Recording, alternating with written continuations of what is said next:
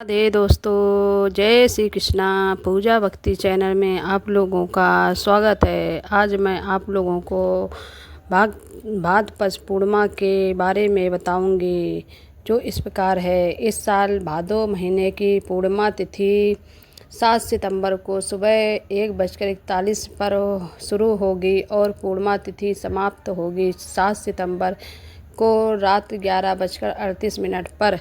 पूर्णिमा व्रत सत्यनारायण व्रत 7 सितंबर 2025 को रखा जाएगा।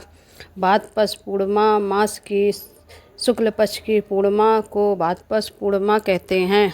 इसे पूर्णिमा अनेक नामों से जाना जाता है।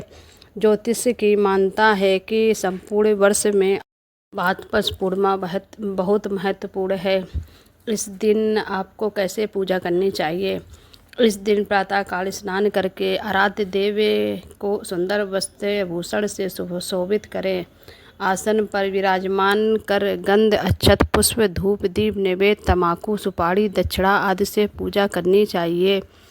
जय पूर्णिमा शाम को खीर बनाकर पूड़ी बनाकर भगवान को भोग लगाएं। रात्रि जागरण करके भगवान का भजन करें। चांद को रोशनी में सुई पिरोएं। चंद्रमा आकाश के मध्य में स्थित होने पर उसका पूजन करें और रात को खीर बनाकर पूजा जरूर करें। पूर्णिमा का व्रत करके कहानी सुननी चाहिए। कथा सुनते समय एक लोटे में जल, गिलास में गेहूँ, दोने में रोली तथा चावल रखकर कलश की वंदना करके दक्षिणा चढ़ाएं। गेहूँ के 13 दाने हाथ में लेकर कथा सुनें। फिर गेहूँ के गिलास पर हाथ फेर कर मिश्रानी के पाँव स्पर्श करें। गिलास उसे दे दें। लोटे के जल का रात्र को अर्घ्य देते समय हाथ में लिए गेहूं के दाने छोड़ दें। विवाह उपरांत पूर्णमासी के व्रत को करने के लिए जय पूर्णिमा बहुत महत्वपूर्ण है। जय पूर्णिमा भादों की पूर्णिमा बहुत ही महत्वपूर्ण मानी जाती है। इसे आरंभ करने के लिए हमें सभी कष्टों से मिलना पड़ता है। एक भाद्रपद पूर्णिमा की कहानी। एक साहूकार के 2 पुत्रियां थीं। दोनों पुत्रियां पूर्णिमा का व्रत रखती थीं, परंतु बड़ी पुत्री पूर्णिमा का पूरा व्रत करती थी और छोटी पुत्री अधूरा व्रत करती थी। परिणाम स्वरूप छोटी पुत्री को संतान पैदा होते ही मर जाती। उसने पंडितों के इसका कारण पूछा तो उन्होंने उसे बताया कि तुम पूर्णिमा का अधूरा व्रत करती हो, जिसके कारण तुम्हारी संतान पैदा होते ही मर जाती है।